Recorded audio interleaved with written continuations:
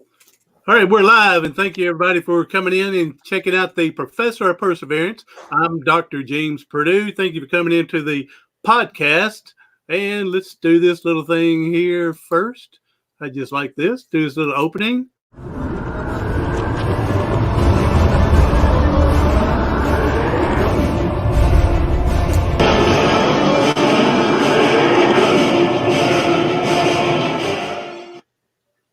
Opening hesitating there for some reason. So I don't know if it's good or bad. One good thing about being on YouTube, we can play around and do what we want to, put it on podcast, edit it out. No one knows the difference. Hey, today, I got something special for y'all today. I'm going to show you why I asked her to be on the podcast here in just a moment. But here, let me give you a little intro of her. In January 2015, she was a passenger on a motorcycle when it collided with a car.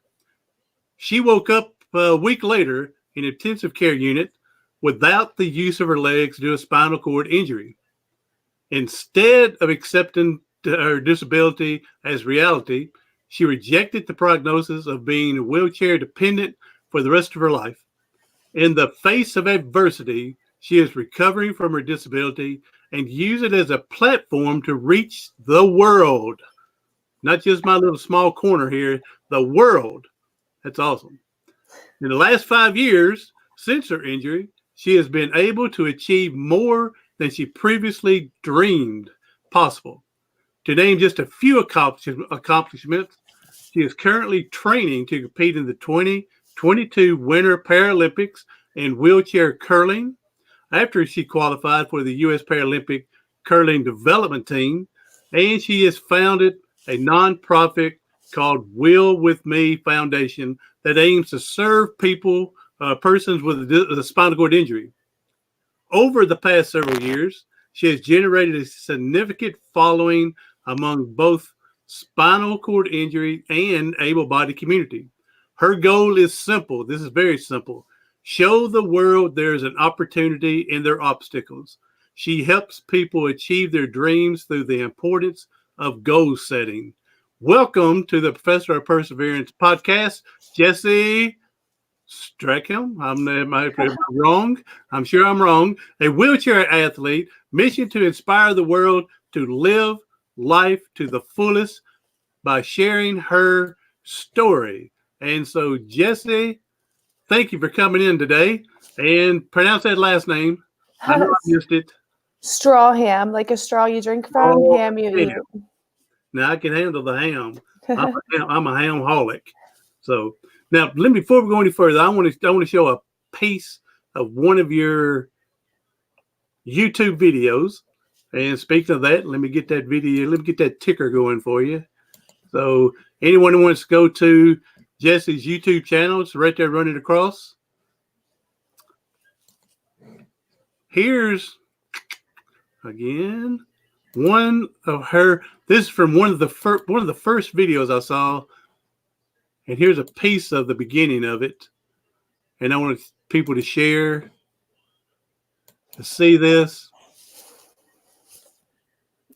And there she is. And now let's listen to her. So I'm going to get straight to the point. If you are sensitive, a millennial, whatever, if you can't handle cussing, if you can't handle truth, if you can't handle the realization of life, I'm going to need you to just go ahead and exit out of this video. Now, moving forward, to all of you ignorant people that think that paralysis is just being in a wheelchair, you're sadly mistaken. Most of us can't take a shit on our own. We can't piss on our own. We have to shove a catheter, which if you don't know what a catheter is, it's a small tube that we shove up our urethra. That if you've been to the hospital, you probably have one. Yeah, we have to do that every time to pee. Now we're getting reality here. I've never watched that video, to be completely honest. I've never rewatched it. No, I recorded it and then just posted it straight to YouTube.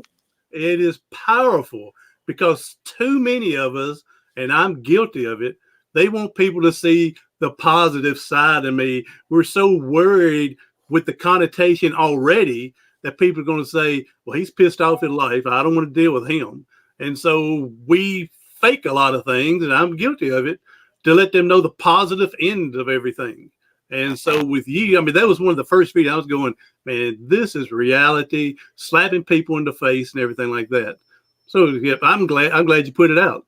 Again, I don't know if I would have been brave enough to do it. Of course, I haven't done it yet, so obviously I'm not brave enough.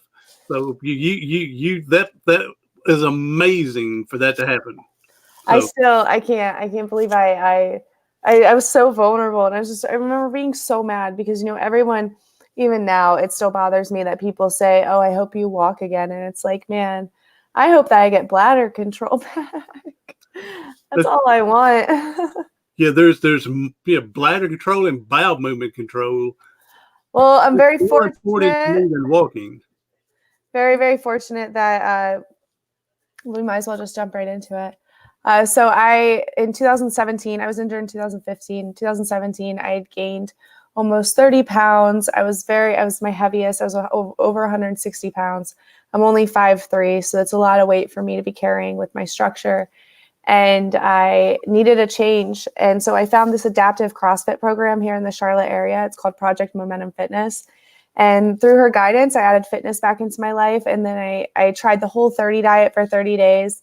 And I really kind of base my current diet off of that now. But I ended up losing 30 pounds and started recovering from my injury. So it started with sensation. I was in crazy, crazy pain. And then I was able to get on my hands and knees. And I noticed my core was starting to get stronger, because a lot of people don't realize I was a T4 injury, which is about the middle of your nipples down. And I present now like I'm at probably at L1. So I can crawl. And when all of this started returning, I actually regained the ability to push. So most of the time I can push my bowel on my own, which is huge. I can, to me, I don't know, mine it's intermittent. There's days I can, there's days I have to. Exactly. No, some days things work perfect, right? Other days, nothing works at all. Well, this leads into the next little topic here. You know, I'm a C5-6 quadriplegic. I got my neck broke playing football. 2 weeks into college, and then it was all over with in one hit. So, but you know as well as I do, because you're a T4 and I'm a C5-6. Everybody sees us as we're the same people. Absolutely. Right? Yeah, we're blanketed under this one category of you have a spinal cord injury, but in reality, even people with spinal cord injuries, like I've noticed people with lower level injuries, they don't really think through when they say things, and I'm guilty of it as well. It's like, oh, you could do this workout or you could do this, and in reality, that's not going to work for you. And so I try to be very mindful about what I say, especially to people with a higher level injury than me. I'm very blessed that I was able to get back to driving again and being independent. I know people that are C5-6 and they're not driving, and I don't understand that, because we're same level, but that doesn't mean the same injury. Exactly. And it's hard to keep that in perspective as well, especially as you're advocating for the community. It's like, well, what would this person need? And you never really think it through. It's like wheelchair users, they hate those little dots in the sidewalk when you're going off of a crosswalk, but those are for the blind to make them realize that the road's near. It's like what's for one disability doesn't work for another. Exactly. I have complained to myself, because there's no need to take it to the state or the government. They're not going to do anything about it, because they're going to say we're trying to help the blind, which is great, but it makes it hard for my wheelchair to go across there. So yeah, where they're helping one, it's negating what makes it easier for us. So, exactly. But I'm glad. I mean, I'm glad they're doing more for them to help out. And so here's another little snippet from that first video that I want to go ahead and play while we're in here. And again, this was the first video I saw you, and I said, man, and this is over a year ago that I saw you, and I've been wanting to get a hold of you and do this. And finally, I got the encouragement and said, let me just email her. So, but here's another one. Let me go back here. Again, this is great. I can edit it off of podcasting. But it's great for, there we go. And we're doing this one here. See if this brings back some memories. This is my daily life. I don't get to wake up and just get out of bed and just put my pants on, go to the toilet, and get to pee like you. And then get to stand in the mirror and brush my teeth and do my hair and makeup. I don't have that. I don't have that freedom that you do. So, again, the great bravery there being so honest. I mean, That's probably, I never watched it again because it was. because when you cry, right? Don't cry. It puts me right back in that moment because I'm only 5 years into my injury, and for as short of time as I've been injured, I feel like I handle it pretty well. And there's still moments where I'm like, damn, like what I would give for the freedom just to be able to hop out of bed, go to the bathroom real quick, and pop out the door like it's nothing. Just run up the steps because I have an outdoor lift and it takes a solid minute and a half to get to the top. It's just the small inconveniences that you don't think about. I've been just going through with my college, the parking deck, all the disabled parking's taken. And so I have to push almost half a mile uphill. And then their solution, I went to disability services. They basically told me there's nothing they could do for me with parking. Like disability services can't help somebody with a disability. Yeah. So then I get sent to the ADA coordinator and I've been working with him and he said, well, try and park in parking deck too. So now it's downhill on my push to class, but it's uphill on the way back to my car, the same amount of distance. And it's like, so finally he said, well, our temporary solution, what do you suggest? And I said, let me park where I've been asking to park since the first day of class, in the police parking spot. Give me the lines, everything's there that I need. And they're like, okay, we can do that for now. This is only our temporary solution. And it's like, why did I have to jump through so many hoops and go through a month of class for change to be made? It shouldn't have been this difficult. I had to get my instructors involved. It came down to a point where I was like, do I sacrifice my shoulder health or my education? Which one am I going to do? I'm contacting my doctor. I have to get a shot in my shoulder. I'm working on getting a smart drive. I'm doing all these things, but it wasn't made aware to me that I had to register with disability services before I started classes, that this was even going to be an issue. You don't think about it. You think there's enough parking for you at a school. You would think so. And again, I'm not over there in Charlotte like you, but I would think one of the easiest thing would be first options for your disabled people would be the wheelchairs. Then people that need assisted walking, put them as close as possible. Or they could actually get into the golf cart and transfer the golf cart. They have a golf cart that they go and pick people up. Right. That would just be a nightmare for me to try and transfer and then try and worry about my chair. Like I wasn't trying to deal with that. And I'm not trying to be singled out. I worked so hard for my independence. Yeah. I should be able to maintain it while I'm at school. Exactly. And so it was just very frustrating because I was told at one point, well, we meet the ADA guidelines and that's all we're required to do. And my mind was blown at that. And then my disability counselor says to me, well, I have a disability too. Sometimes I get disoriented, so I have to park closer and I have to use the 2-hour parking. And I said, that's fine, but you don't have to put a wheelchair together. Like, I don't even have that option. I need the room to get my chair out. And it was like these people were failing to understand. And so I think my next big thing is going to be working to get a wheelchair sensitivity training at the campus for everybody to kind of realize, hey, this, it doesn't look like much, but to somebody like me, this is what it is.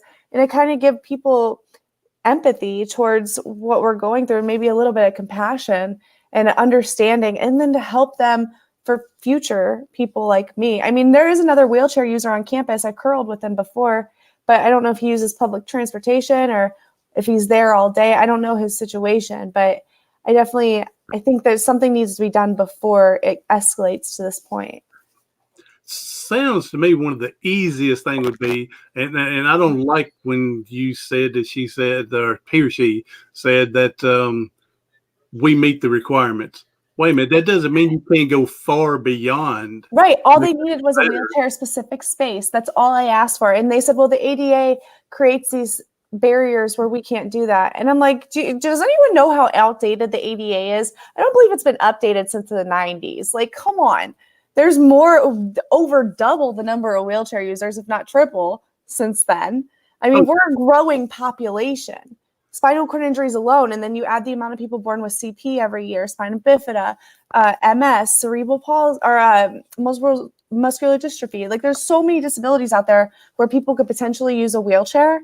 And so they don't realize that we're an accumulating, growing population with no cure to any of those things. And it's like, come on, you've got to do something for us. There's got to be more of an open mind when approaching wheelchair users. Yeah, we're not the only disability out there, but we're widely affected. I was almost backed over a car when I parked in the other disabled spot down at the end of the garage because nobody can see me rolling up through the parking garage. I literally hit somebody's car so they wouldn't back over me. And my safety should not be a risk trying to make it to my college class. She was. I was going to say one thing I think could be a possibility is, well, let's just make more handicap parking. Then, if you're that crowded, then you need to open up more areas.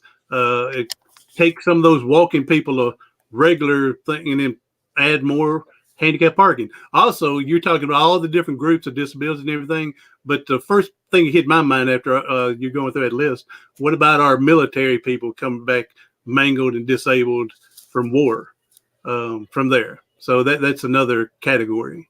I feel something's got to be done across nationwide as far as the parking goes. There's got to be wheelchair. There needs to be handicap spots and then wheelchair specific spaces. And people say, well, there's ones that say van.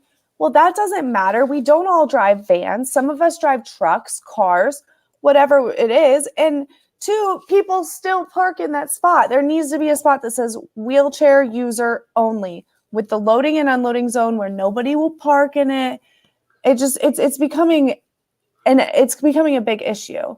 And it's discouraging new wheelchair users from going out and living their life. It's very discouraging. Had I went back to school when I first was injured and went into the situation, I can 100% guarantee I would not be back in school. I wouldn't have finished. Not a chance.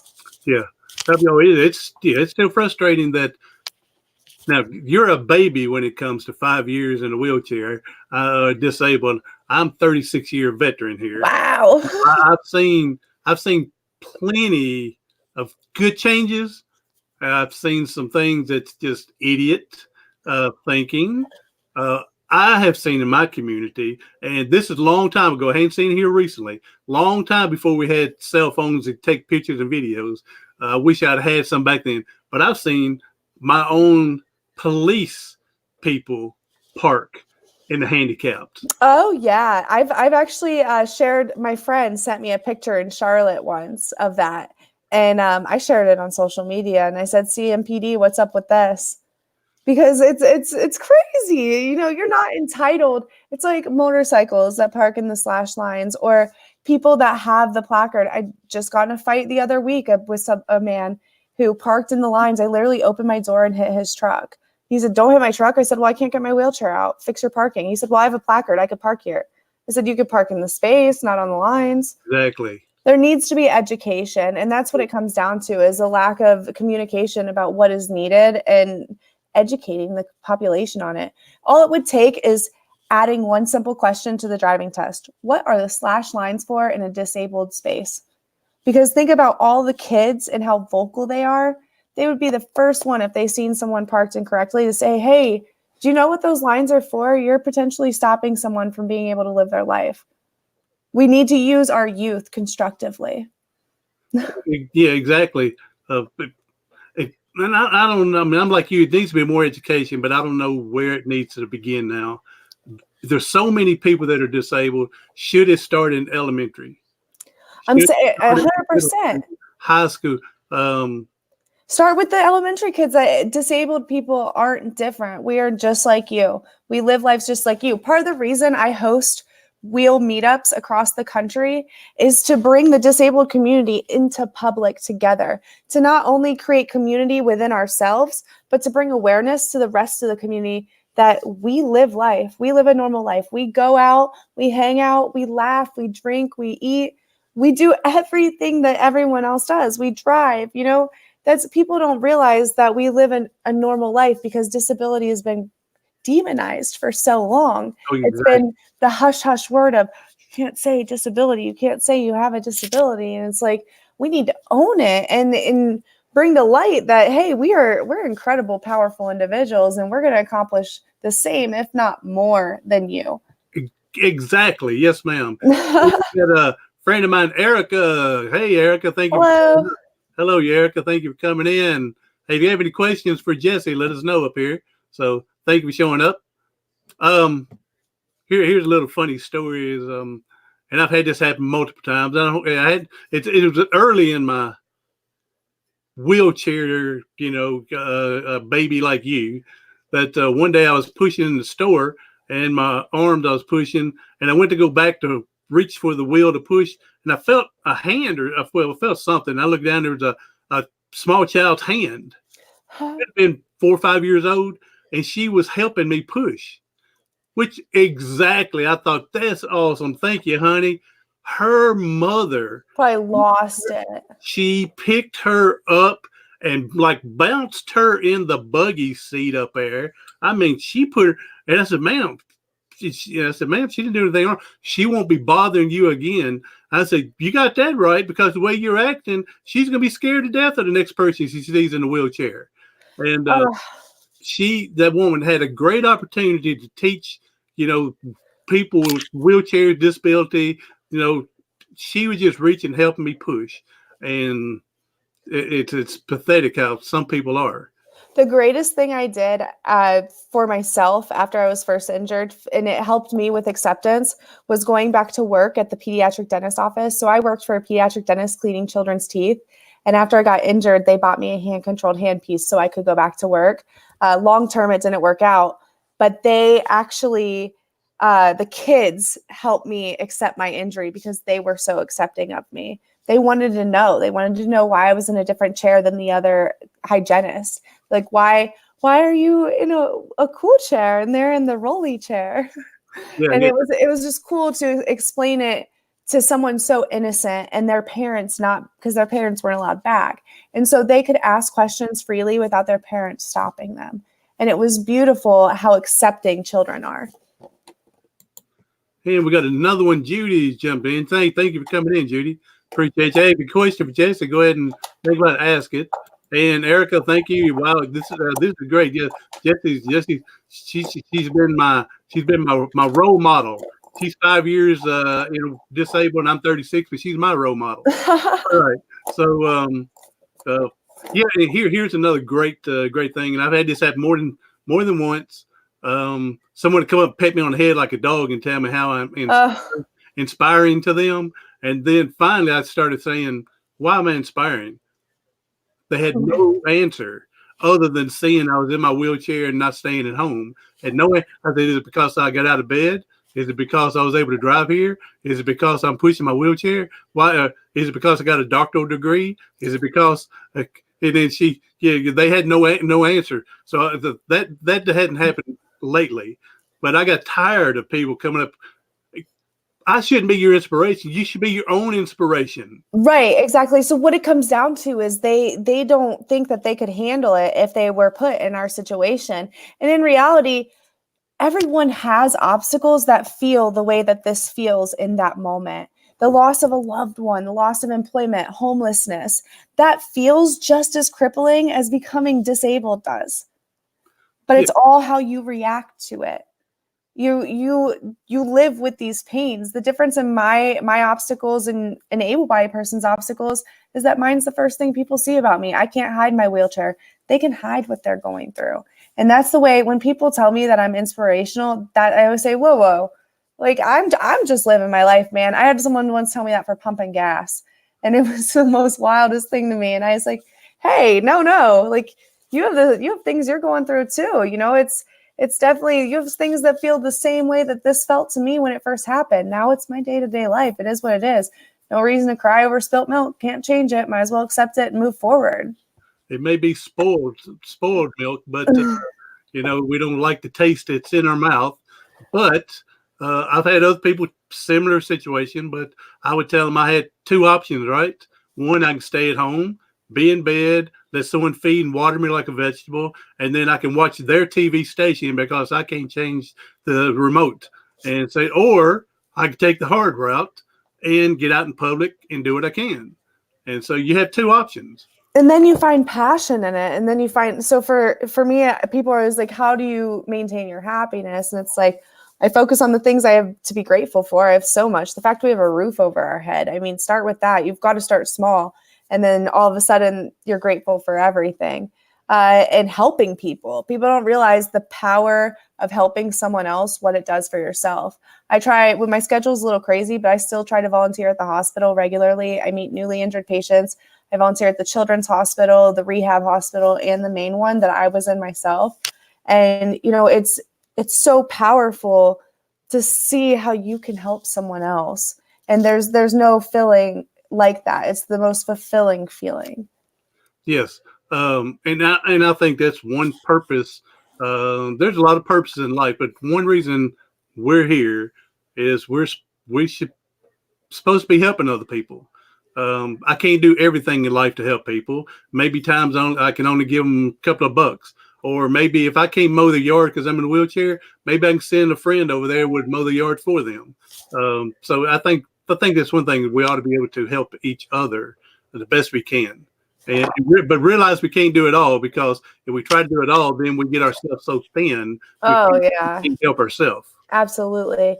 I do. So Erica's completely right about people being rotten. I mean, it doesn't even matter what it is.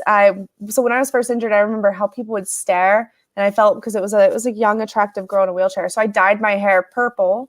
And I've seen videos with the purple. Oh yeah, it was purple blue up until the beginning of this year. I dyed it because of the acting, but I had it purple because I was like, if people want to stare at me, I'm giving them something to stare at. It's not going to be because of my wheelchair.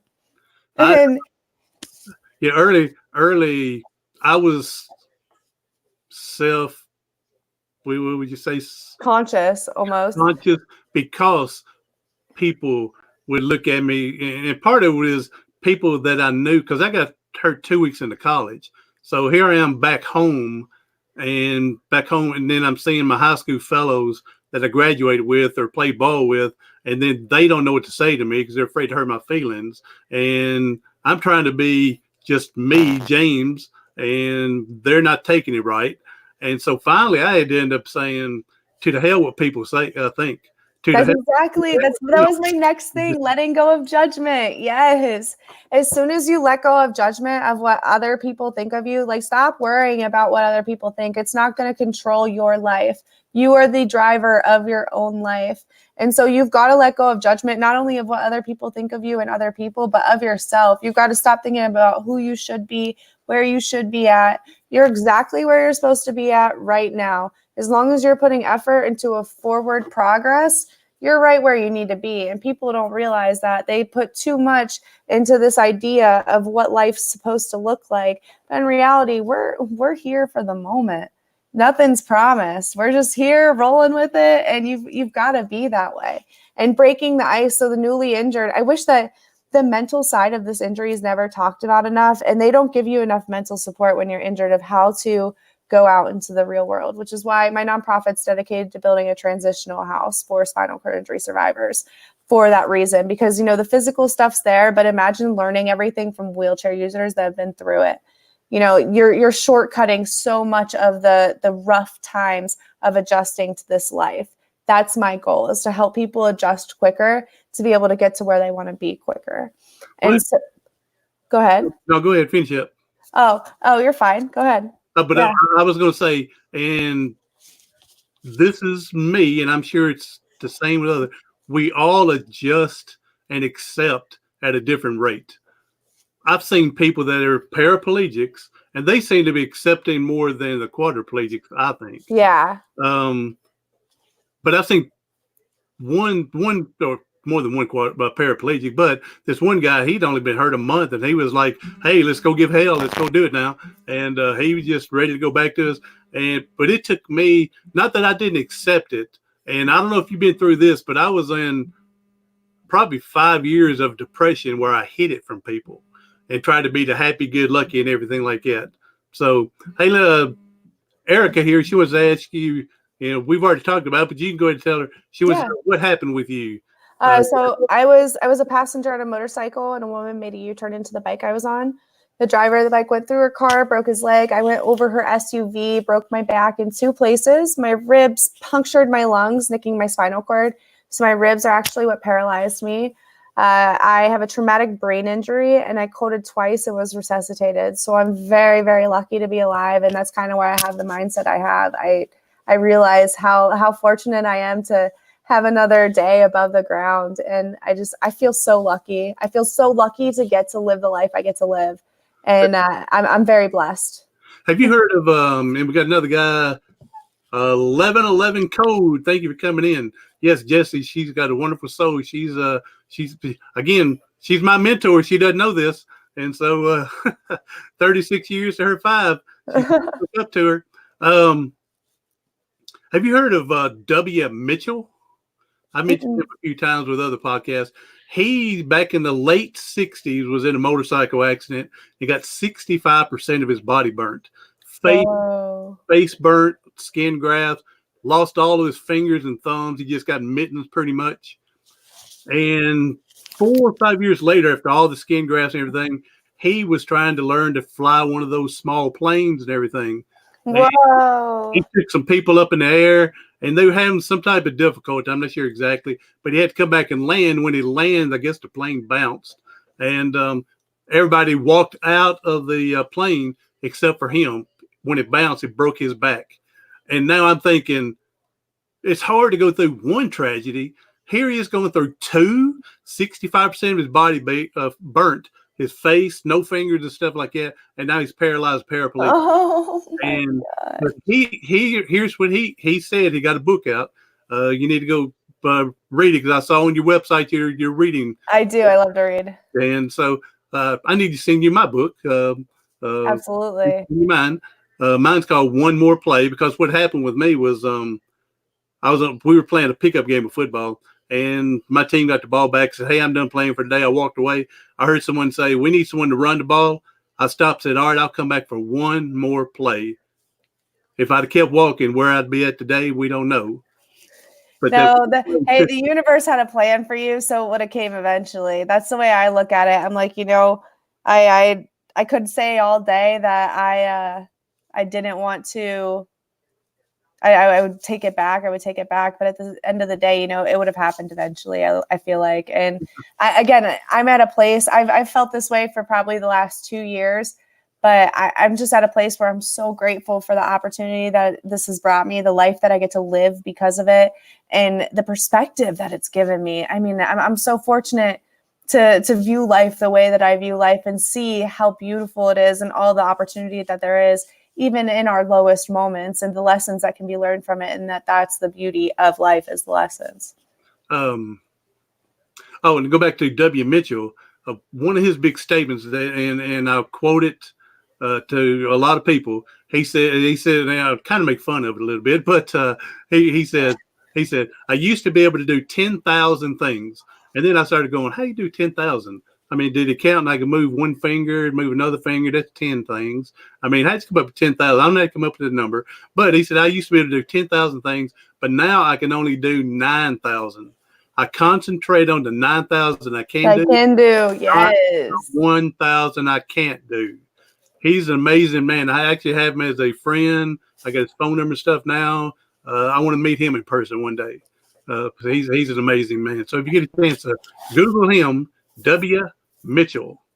So, and we barely touched this, and I want to go back more to it when I mentioned that I went through a depression as well and fall back into it sometimes. And so I have to give myself a reality slap where how far I've come.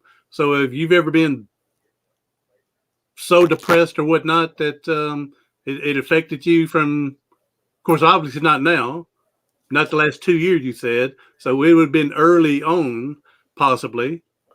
So I went and got help. Or were you one of them, you just said, I'm heading on. Let's go. Let's do it.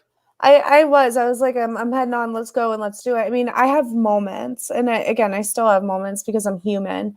But at the end of the day, I'm like, I just, you can't stop. Life doesn't stop if you do. And I was only 22. I have so much life ahead of me. And I'm like, if I don't make an effort now, where am I going to be in 10 years? And that's kind of the mindset that keeps me going is, what if I don't do it today, what will that do for me later on? And that's like holding me accountable of, hey, you've got to get some of this shit done. That's right. I don't know who quoted, but I've heard it from Dave Ramsey that pretty much, like you said, 10 years, but whoever's saying was, if you don't do things in say 5 years, and they were talking about going to college, taking one class at a time or whatnot. If you didn't do the class in your 5 years, the only thing that change in your life are the people that you meet and handshakes. So to dive in and do, and it may take us a little longer to get something done, but we can get it done. So I've been in school. A lot of people don't know this. I've been in college since 2012. So I'm in school 8 years, working on an associate's degree for 8 years. Amen, sister. I did that myself. And it's like, I did that myself. It took me 8 years to get my associate's degree. Exactly. I mean, it's going to be 10 before I get it, but I go, then I quit, then I go, then I quit, then I get, and then finally got her done with.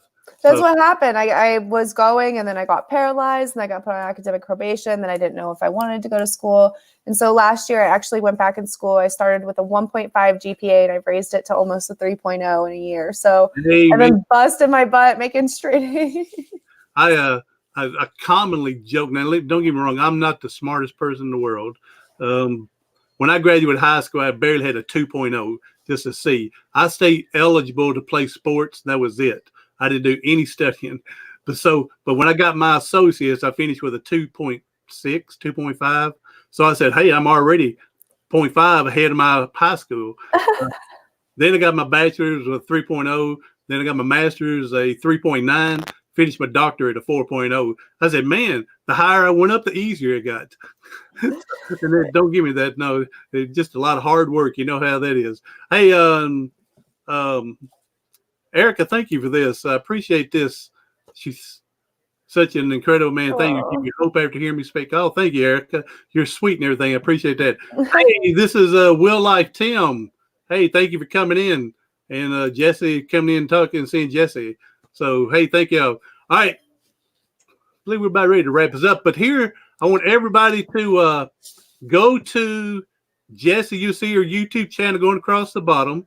And go for this one particular. Now, you can go for the one that I met her on. That's very powerful. She may not want that one as often. But go to this other one. It's called Adapt. Oh, yeah, my mini documentary. It's really cool. Documentary. I did get the first 30 seconds or so for everybody to get a little sneak preview. It's 7 minutes long. It's pretty short. It's less than 8 minutes. Yeah. And it's called Adapt. And let me put this on here and let everybody see this 30 seconds here. Whoops, not that one. We don't want to see that one again. All right.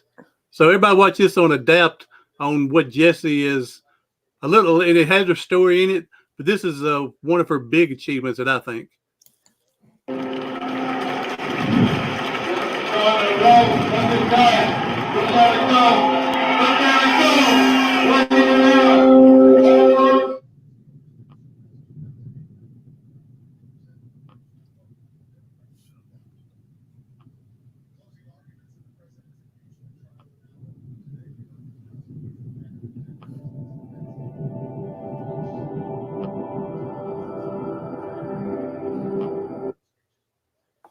So if y'all can go to Adapt, go to Jesi's YouTube, and you have to scroll down a little bit. You'll find it. It's powerful. Less than 8 minutes. Again, you'll see you're doing this tough mutter, competing with everyone else. And if you read the thing, 25% of the people that start that don't complete it. And I've done 10 of them, including their yearly 24-hour race. It's called World's Toughest Mudder. I've done that twice, and I've finished both times. I got 20 miles the first year and 15 the second, going hypothermic both years, and still was able to finish. So it was pretty incredible. The second year, I grew a lot as a human. Well, I'm letting you know that, again, you're my mentor, whether you want to know it or not. Again, I'm 36 years in, her 5, but she's that amazing to learn from. And I did see on your YouTube channel that you're actually in Nashville. Well, you had it posted 2 months ago, and I was right outside of Nashville. So the next time you're heading that way, you email me and let me know. Absolutely, yeah, because I want to host another meetup there. I hosted a wheel meetup in Nashville, and we had 6 people come out. It was really cool.